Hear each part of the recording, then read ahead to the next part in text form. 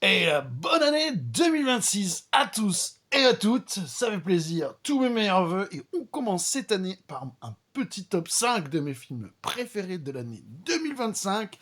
C'est parti. Et on commence avec le numéro 5 directement, avec le film Compagnon. Voilà, c'est mon film d'horreur préféré de l'année, n'en déplaise aux fans de Weapons. Pourquoi? Parce qu'en fait, à la base, déjà, j'ai été voir le film parce qu'il y a l'acteur qui joue Yuri des Boys dedans. Et en plus de ça, j'adore la thématique de ce film. Compagnon, vous l'aurez compris, la thématique, on l'a vite trouvé. Voilà. Et ensuite, numéro 4, Mickey 17 de Bonjour. J'ai pas compris pourquoi les gens n'ont pas aimé ce film-là, franchement. Il est complètement barré, décalé.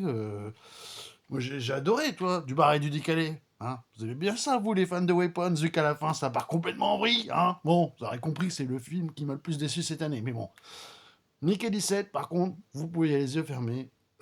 Il est juste incroyable dedans. Donc Robert Pattinson, que ce soit dans ses doubles, dans son version Mickey 17. Je vous encourage fortement à aller le voir. Ensuite, numéro 3, là, j'ai pu les Blu-ray parce qu'ils sont assez récents. C'est Valeurs sentimentales. Vraiment, ce film, ça parle de l'amour d'une famille qui est brisée et qui va se reconstruire à travers le cinéma. Forcément, une thématique qui m'a parlé. Numéro 3 pour ce film, je vous conseille également de le visionner si vous le pouvez. En numéro 2, le film est toujours à l'affiche, c'est Bugonia. Et oui, j'ai beaucoup aimé Bugonia, comme d'habitude. Encore un Yorgos Lanthimos dans mon top 5. Ce réalisateur, je le suis de ouf parce que vraiment, des pépites sur des pépites. C'est l'histoire de deux gars qui kidnappent une chef d'entreprise en pensant qu'elle est une alien et qui lui coupe les cheveux, il lui rase les cheveux parce que peut-être qu'il communique par les cheveux. C'est complètement barré, mais la fin, c'est du Yorgos Lanthimos en numéro 1.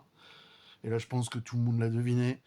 C'est une bataille après l'autre de Paul Thomas Anderson avec, entre autres, Leonardo DiCaprio. J'ai adoré ce film, il est magnifique, j'ai adoré le personnage de Leonardo DiCaprio dedans, il est complètement en roue libre, on adore. Je suis sorti de cette séance de cinéma complètement scotché, c'est vraiment mon film préféré de l'année, je vous le recommande si vous pouvez encore aller le voir.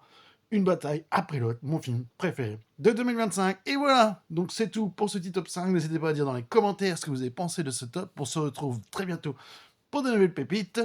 Ciao!